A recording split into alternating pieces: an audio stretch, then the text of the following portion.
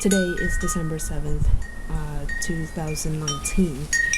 It's over 2 months now since we, as in the quantum information technology community, heard that Peter Wittek went missing after an avalanche on Mount Trishul in the Himalayas, and unfortunately the rescue team has not been able to find a trace of him despite their best effort. So I think it's not unreasonable to say that we won't be able to find him at this point. This is of course a difficult thing to have happened for his friends and family. It is also a difficult loss for us in the quantum machine learning community, and I think more broadly in the quantum technology community. I don't think I exaggerate when I said that Peter helped make machine learning a relevant methodology in quantum technology. Not that he invented the field, like there has already been work before he comes into the field.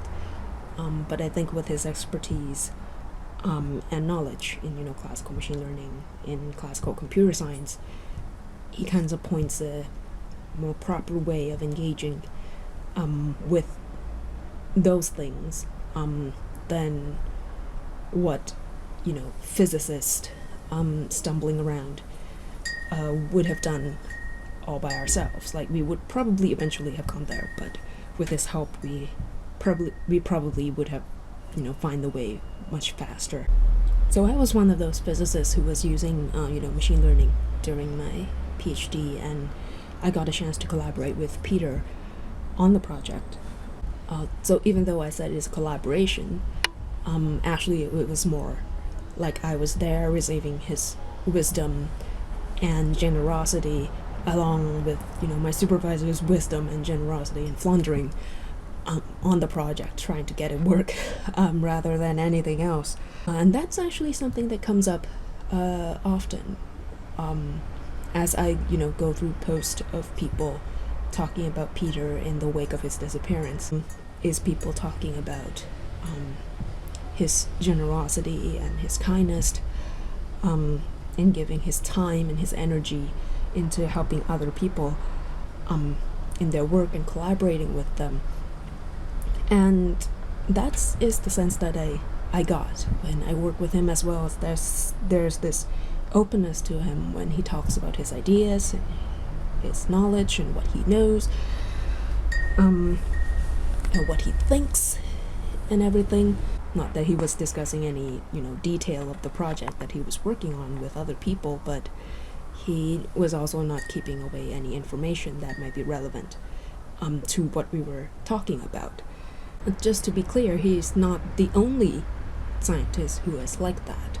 Like, I have the great fortune of working and talking and being in the presence of many scientists who is very open about their ideas and their knowledge and their wisdom, including my own supervisor.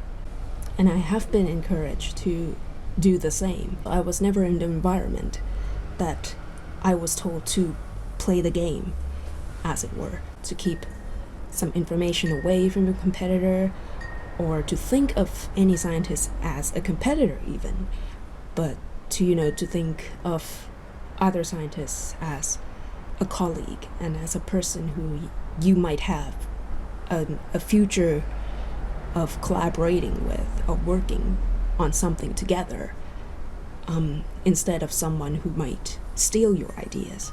Seeing people coming together for Peter, and seeing people talking about him and mourning him and remembering him, kinds of validate that point that science is not a zero-sum game, life is not a zero-sum game. It's much better when we are generous and kind and open and help each other out. So thank you, Peter, for everything, and good night.